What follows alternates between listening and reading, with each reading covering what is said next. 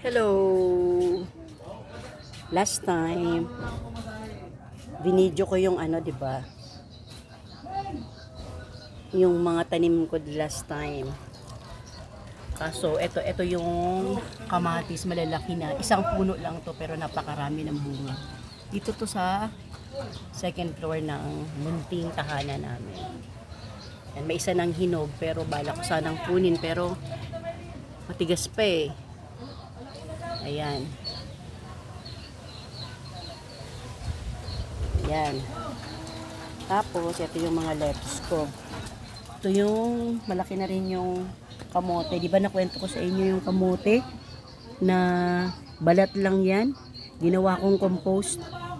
Kaso, ayun nga, nabuhay siya. So, kasi uwi kami ng Bicol ngayon, siguro pagdating ko. Ililipat ko na siya. Tapos ito dito namatay yung, yung the last time na na kamatis, 3 ang bunga, sayang. Hindi ko alam kung ba't siya namatay. Bigla na lang siyang natuyo ang buong katawan niya.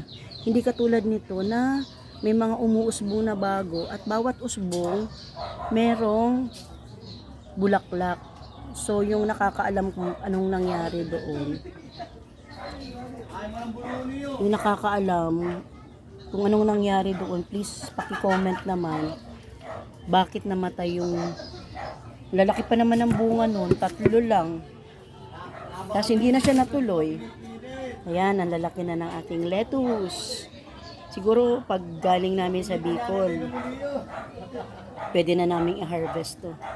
Tanggalin ko to kasi hindi to pwede dito. Ayan. Ayan.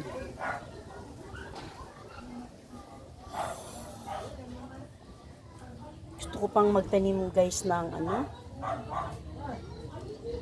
Gusto ko pang magtanim ng patatas. Namatay yung dito ko nilagay yung pakwan, namatay. Tapos guys, yung sa baba ko, pakita ko sa inyo yung nasa baba ng kamatis. Guys, ito yung kamatis ko dito. May 2 na ring bunga. Yan, wala pa yatang 2 lang talaga. Yan. Nakitanim lang ako. Tapos ito yung pakwan. I'm not sure kung mabubuhay siya. Malalaki na rin ang aming pechay. Yan. Hanggat may lupa. Yan guys. Ito yung bago kong tinatanim na kamatis. Sana mabuhay. Diba?